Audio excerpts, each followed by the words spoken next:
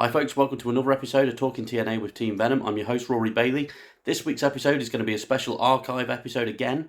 I know we've done a few of these, but to be fair, we've had some awesome interviews over the last few years. So far, you've probably seen the episodes on here with the likes of Bobby Lashley, MVP, Moose, Jeff Jarrett, and a load of other ones that we've put on there. Every episode, in fact, has had some form of archive footage or even a new guest on. Like we had Josh Alexander on Fresh for the other week as well, which was pretty cool. Now, this one is an interview from a couple of years ago when Steve Maclin had joined TNA, well, then Impact, and it was in the run-up to Bound for Glory. My co-host for this interview was a guy called Ben Robbins, who did a lot of the Power Ranger podcasts that we did as well. So he's also a British wrestling ref. And yeah, so we're going to go to an interview of Steve Maclin with me and Ben.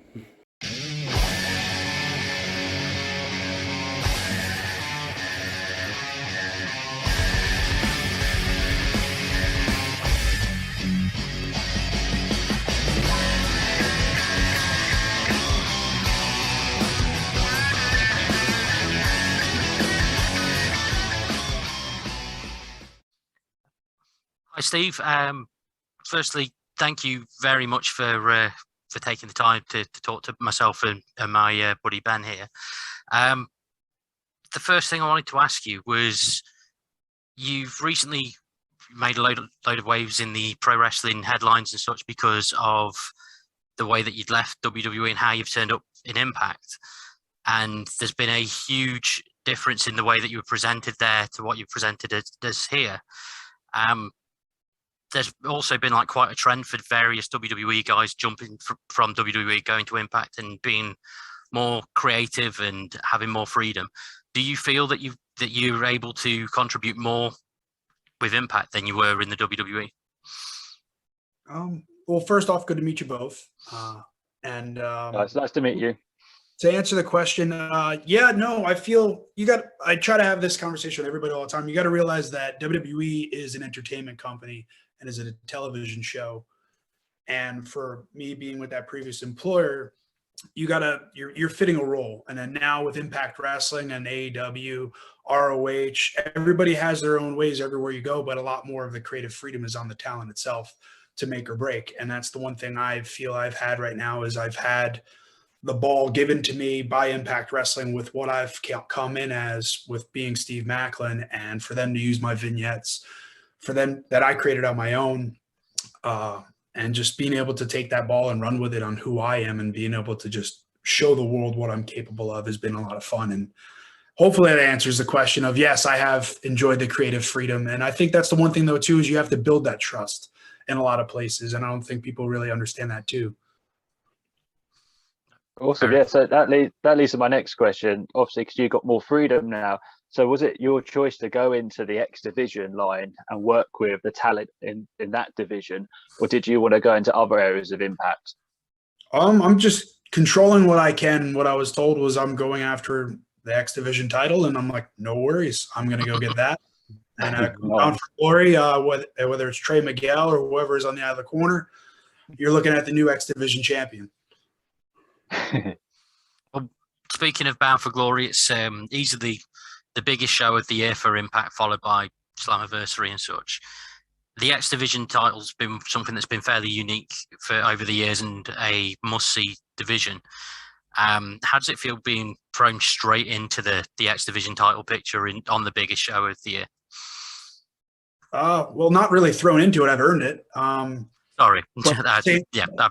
Sorry. At the same time, I love it because it's just the X Division is just a style of it's clashes of everything, whether it's high flying, mat wrestling, anything high spotty, high fly. It's a clash of all styles at once. And from previous champions of an AJ Styles, a Samoa Joe, and with Josh Alexander, it just shows anybody can be the X Division champion. And that's the one good thing about the X Division is it's anybody's game. Also, so with the X Division side, have you noticed that you've had to change outside of the ring any styles to your fitness regime, especially like mentally prepping for it as well, because it's so fast paced and heavy hitting? No, I've always been pretty good on my own high motor. I just think it's more adjustable for everybody else now because I am very hard hitting. I am more of the straightforward, and I'm going to ground you. And that's the one thing I know a lot of the X Division guys like to do is fly around, and I'll prevent that. And if I can't, well, I'll figure a way out. Um, I'm, personally, I'm really looking forward to Bound for Glory. It's one of the highlights of the wrestling calendar for me. But I wanted to ask you, is there anyone else in Impact that you're looking forward to facing after Bound for Glory? Well, I had my eyes on Josh Alexander being the X Division champion at that time. I know he's got a big feat and a lot of balls to him for invoking option C to go after Christian, and good on him. But I hope he knows that once I win the X Division title, option C is always there for me as well. Nice. So obviously being in Impact Wrestling, how does it feel now to be flying the flag of Impact Wrestling? Do you feel a bit more refreshed now in your wrestling career, or how's it the feeling of being with Impact? Impact really kind of brought that passion back. Even I never really lost the passion, but just kind of that love of now that creative freedom and being able to have fun again. Not saying it wasn't ever fun, but like you just always had that hanging over you of no, you can't do this, you can't do that type thing, and you had to play that game. And now it's the creative freedom again, and being able to just have fun again. And that aspect of it has just been great. And Impact's been very giving to me as well. Okay. I know you mentioned the Josh Alexander and Christian match. Are there any matches that you're looking forward to watching yourselves at Bound for Glory outside of the main event and your own, obviously? Well, obviously I'm focused on my own match, but obviously Mickey James and the Impact World Women's Champion of Deonna Purrazzo, and the triple Reina de Reinas champion as well. She's the champ. So I'm very much looking forward to that, watching that match as well. But if I can watch it, depending on how my match goes, and you never know. But that's one of those ones I'm looking there. I'll be proud of her watching her because I'm most likely going to be standing in Gorilla. So yeah. So when you win your championship belt and you're now the X Division champion, who would you like to have obviously challenge you next? Is there anyone in particular that you would really like to face as the champion?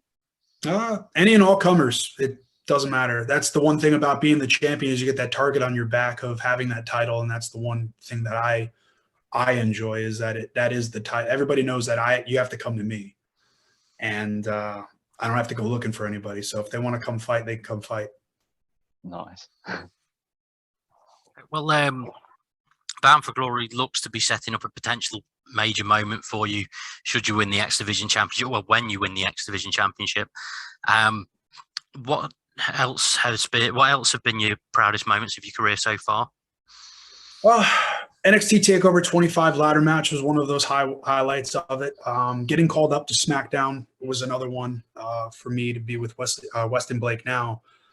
Just because it was our creation of the Forgotten Sons, and it was our idea given to creative, and then they took the ball running there. But to be with your best friend the whole time, pretty much, and you're running WWE was very, very blessed to have that. Yeah, NXT Download Festival, that was a lot of fun. That was a highlight of my career, being able to go to the UK and enjoy those fans, because you guys are a different vibe over there, and that's the one thing I love. We were just talking about it before we got on the interview here. It's just you guys are rowdy, you let it go, and it's just fun. You guys make it fun, and it allows us to just interact in a creative way where maybe we had something and an idea to do, but then it changes plans. So things just organically happen there, and that was another highlight of my career. And then obviously debuting an Impact, and now I get to travel up and down the road, me and Deonna together.